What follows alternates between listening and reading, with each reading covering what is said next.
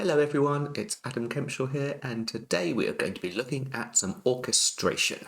So what we have here in front of us is a piece that I've been working on recently, and we're going to take a bit of a dive into looking at some of the orchestration decisions that I made while I was working on this.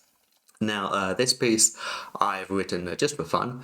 It is inspired by having recently played Europa Universalis V, and it has the title The 100 Years' War, so you get some idea what this is going to be about. So at this stage, I'm probably about to put this into Cubase. Now, I know a lot of composers like to write stuff in Cubase first, and then if they need a score, they'll then take it to their scoring program. I prefer to write into Dorico in this case in the first instance, because I like to see where all the notes are and where things are going, and then I'll go and make my mock-up into Cubase, and then if I was going to do a recording with this, I would come back here to Dorico and tidy things up a bit more and put it, make the scoring parts properly as you would need. I just want to briefly go over my template here because it looks like there's a fair amount going on. So what we've got down the left hand side here, you can see the instruments that I'm using. I'm not worrying about separating out sort of my flutes and my oboes and my clarinets. It's just all going on there at this stage. And then if I wanted to, as I said, produce this score properly, then I would worry about, which instruments are going on which staves there, and you're splitting up the flutes and the oboes if there's more than one of them, or four horns or whatever. So at the moment, just down this side, we have one stave for flutes, one stave for oboes, one for all our horns, so on and so forth. I've already set up my percussion. Now my template doesn't have this percussion in, I have to add that. When I'm starting a piece, I like to start off with a sketch, and often I will do that on the piano. I didn't in this case. I just did this down here. So this is did some extra staves at the bottom of the whole thing. We turn the filter off. You can see right down here we have my sketch. Let's turn that back on for now because it's just so much going on otherwise. And you can see I have 4 staves, and all we have really simply is we have a tune right at the top here. We have some sort of crunchiness going on in the bass, and I deliberately did these sort of open fourths and fifths, just thinking about the time period that where this game was set in, and I'm not going to write something typically historical for like the 14th century, but we can be inspired by that. And then we have this sort of rhythmic chordal motive, and then we have this sort of little counter melody, which you can see already is probably going into a flute because it is so high. So how would I go about writing this? I think I probably started off with the tune, and I might have been playing around with some of the chords underneath. I would have then probably put in this rhythmic idea, but I think when I first did this, it was much simpler. Like, if we just zoom in a little bit here, we can see, I think this was all this sort of just this chord of E minor rather than having the suspension. And so I just changed that up a bit just to make it a bit more interesting. And I added a bit more movement into this because otherwise it's not quite as exciting as it could be. I think I've even changed, I think maybe later on I changed the rhythm, so over here in bar 6 here, I changed this. Now I can't play this to you today, just because it's going to come up way too slow. Actually, let's do that, let's just change that. I think later on we're going about 110, so we will have a listen to this, and I just need to unmute that piano part because obviously I don't want that playing when I'm listening to this normally. So I'm just going to unmute that for now. And if we just select that, hopefully it should just play this. So we can listen to our fantastic piano sketch.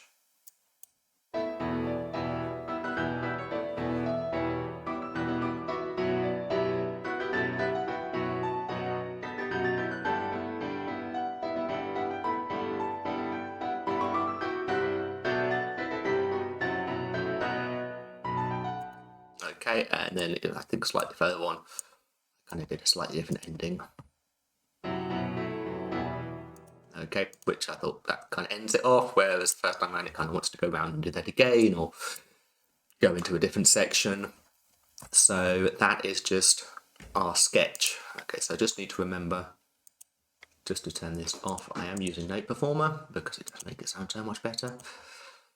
Okay, so the next stage would be to start thinking about the form of the piece. Now, I actually don't get to this until 2.5 minutes into the piece now, because I didn't want to start off with the big full-on everything going. So if we go back to the piece, go back here, you can see, if I zoom out a bit, yeah, I just have an oboe and a bassoon. So what we're going to do, we're going to have a listen to this first. We'll just listen to it all the way through, and then I'm going to break down some of the decisions that I made, so you can see what my thinking was. You may disagree with some of my thinking, that's absolutely fine.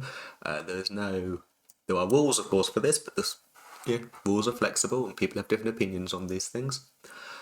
So let's have a listen to this, and then we'll start going through some of it.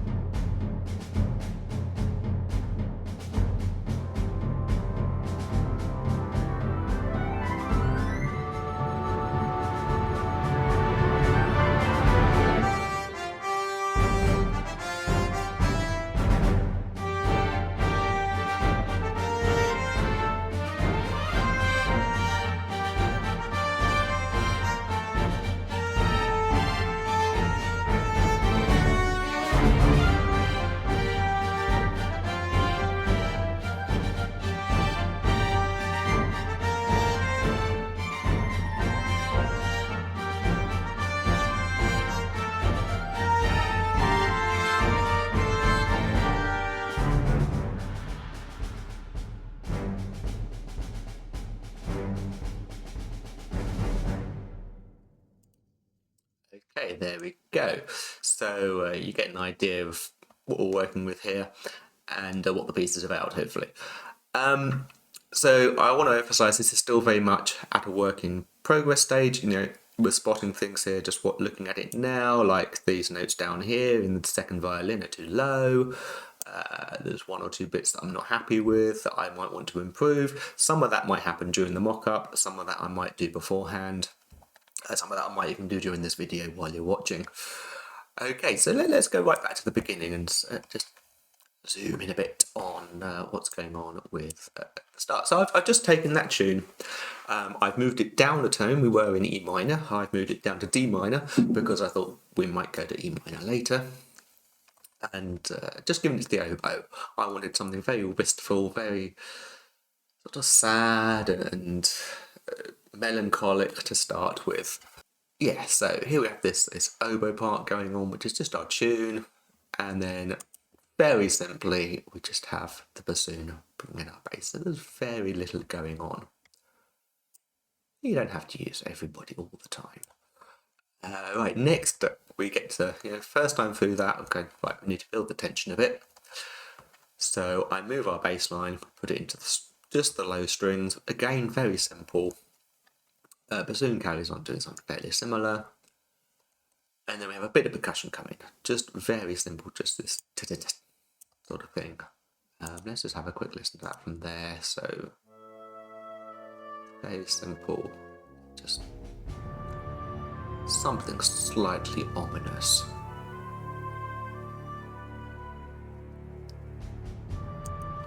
Okay, it goes on like that. And I've added the flute there because at this point the oboe on its own might not, we've had 8 bars of oboe on its own. Let's just add a bit of colour to it, put the flute up the top, make it a bit more interesting. It means the oboe's not having to compete with everything we've got going on. It's probably good, it's an oboe, but I think just adding that flute just adds something to it. And then come bar 15, we put a bit of trumpet in as well, just to bring some emphasis to the end of the phrase. I'll just go from here.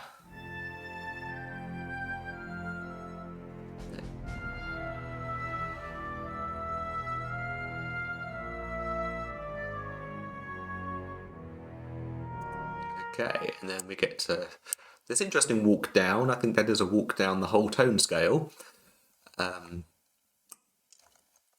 Not quite can't remember what off the top of my head my thinking was there, but it was just to get us down to what is probably a chord. I don't think that's D sharp. I think we should the other way. Pop that in as it's D flat minor. There will be a number of points when you're looking at this today, and sharps and flats are perhaps spelled the wrong way around this, but it's D flat over here. Okay, and then we got here, and I wanted to do this sort of brass chorale idea, but without getting too big yet. So we've just got our sort of tune in, our sort of counter melody thing going on in the trumpets, which is just based off of what we've done before. And then we've got these nice chords in the trombones. Actually, if you spread your trombone chords out like this is a really nice effect. You don't want them necessarily all crunched up all the time. This would probably be a bass trombone, so we don't have to worry too much about the fact that Dorico is telling us that's a bit low. Okay, and we just fade out the bass and cellos because we don't need them so much, or the bassoon here. We just want this brass sound, and that carries on for 4 bars. And then again, we want to up the interest a bit. You can see where we're heading over here. And so I just split, maybe bring a second trumpet in. That's probably a solo here. So I'll bring a second trumpet in, just with some harmony underneath. I'm going to sort out this one, but I'm not going to sort out all these sharps and flats now. And we can just see we're moving the same chord sequence just onto this chord of eventually A7, A minor 7 maybe, that's not really. A7 to C sharp there, so onto this chord of A7, and then things start to get interesting. We put a bit of snare drum in here just to anticipate what's going to be happening next. Now I posted the other day on some of my social medias, I posted this little bit here, where I'd just done this with the brass initially. So the trumpet just repeats its tune, and we've got this big build up on this sort of chord of B major. Just to get it, if you know your music theory, you know where we're going. And then I just orchestrated this out a little bit more. The strings are finally going to get something to do. Like, my upper strings haven't done anything for 26 bars, and we're sort of Well, how many minutes are we in? Nearly 2 minutes in, and I decided we might use our strings, or our upper strings at least. And so I built out these chords, doing a similar thing with the trombones, just keeping that idea, bringing in a third trumpet or splitting out a third trumpet, and then using all 4 of my horns to give us these chords. Now, dynamically here, I didn't want them just to be still or just to follow everything else I was doing. I wanted them to emerge out of the texture we had before, which is why they're going from very quiet up to forte. And then I wanted this sort of echoing thing, da da da da da da. So they're coming back down again, rather than just being static. It's not quite so interesting. And then our bassoon part just gets the bass line, and then I've taken our horn part and put it into the clarinets and oboes as well, because otherwise I think this might get a little bit lost amongst everything else that's going on in the rest of the class. So just to give it a bit more emphasis, we're putting it into the clarinets and oboes as well. And then of course we've got the twiddly flute run up, because you have to have a twiddly flute run, and the strings are copying that as well. There might be a piccolo in here. Yeah, when I do the mock-up, there's probably going to be a piccolo on top of that as well. Okay, let's just have a listen just from the run up into this.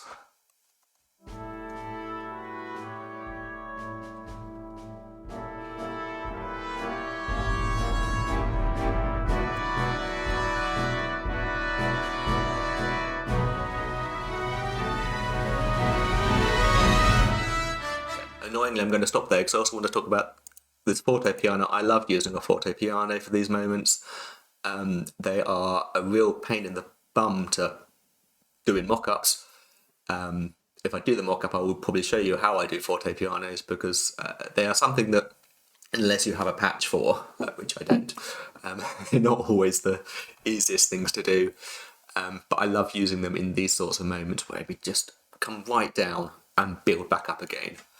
And I won't leave you hanging. Come on, let's do the next bit.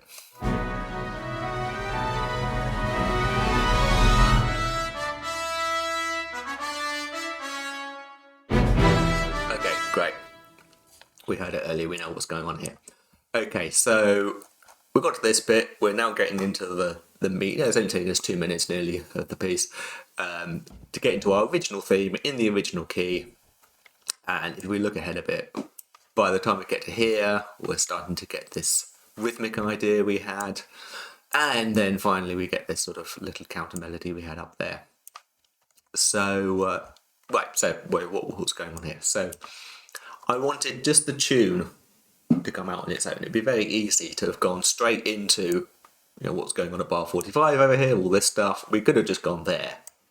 I don't think that would have been as interesting. I think we want to let the listener know this is the tune, this is what we're doing now. So I've given that to probably all 4 of our horns, and then probably 2 of the trumpets up high and 1 down low just to support the horns as well. And even just on Noteperformer, that's giving us a really nice sound.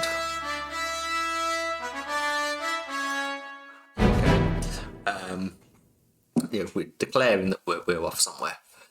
And then we just have a nice boom, boom, it just felt like I needed it really. If I didn't do that, just add this.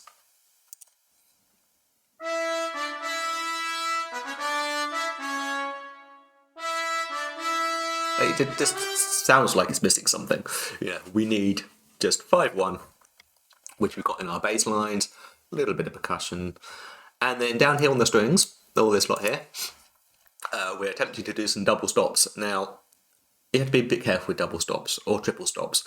Definitely triple stops you have to be careful with, because you have to try and work out, is this something that's actually playable? Now, I know these 2 violin ones are going to be fine, because the low G is the open string, and the E, I believe, is going to be first position. I'm not a string player, but I think that's first position on the D string, so that's nice and easy. These viola and cello ones, I think I worked them out. I think they might work. I would actually need to look that up a bit more if I was just going to present this to an orchestra and say, yeah, do that for me. I would look them up and check it works. If not, I might just split the part out. I know definitely 2 of those notes would work together. Whether all 3 would, I don't know, and they're not going to play all of them together anyway. They're going to have to go across 3 strings when they play it. So yeah, I would have a look at that properly. For our purposes now, for putting it to a mock-up, it doesn't make any difference. But I do like in my mock-ups to try and keep things playable and realistic. Try not to do things that if I gave them to real players, they wouldn't be able to do. So yes, we have our tune, and then we have a second bunch of those chords. And then I thought, well, I'm not going to carry on just, route 1 here would be just to go horns and trumpets, doing all this tune. And I thought, let's give a bit of variety. Let's give it to all of the strings, apart from the basses. And they are all doing this tune, and we got it in 1, 2, 3 octaves. They're actually the same notes. So we've got this in 3 octaves. But it did give us a little bit of a problem is the fact that I then can't have this sort of thing happening here, really. I could, and I might actually just put the bass line in. We just copy out the tuba part here. There we go. Okay, so our double basses can do that. But it does mean that the second chord doesn't quite have the same impact.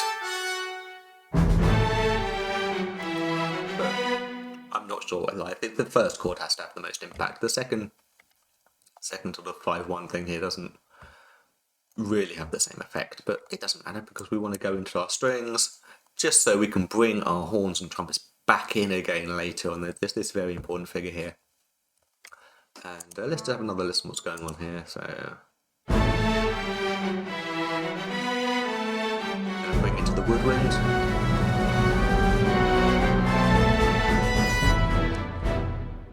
Okay, so as we're building, we're going to bring in more instruments.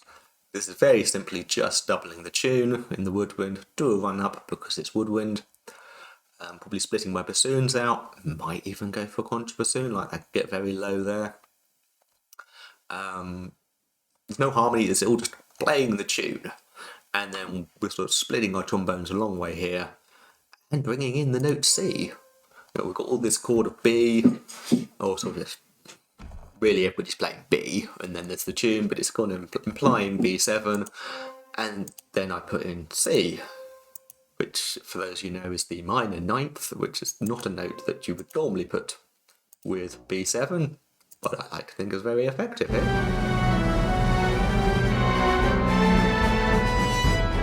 Just gives like a lot of distress with the forte piano again. Okay, and then we get into getting close to what we had in our sketch.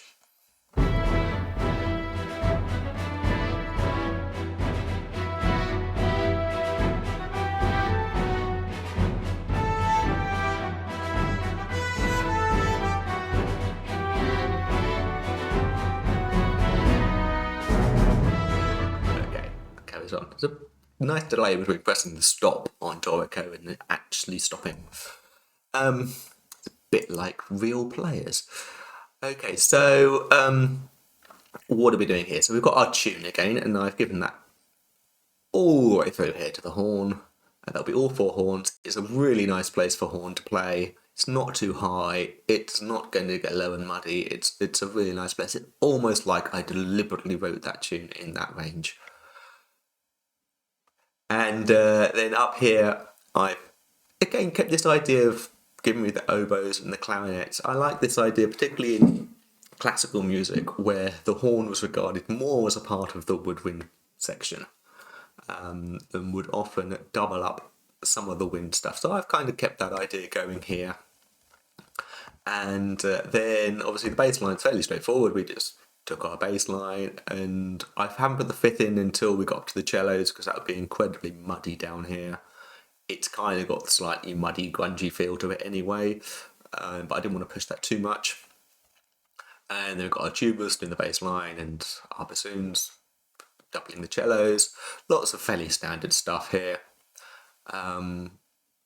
Percussion is sort of emphasising the rhythms, so I think the snare here is playing the same rhythm as the strings down here. I've split the strings out so that the first violins are doing the top notes and that little bit of interest we talked about that was going on there, and then the second violins are split.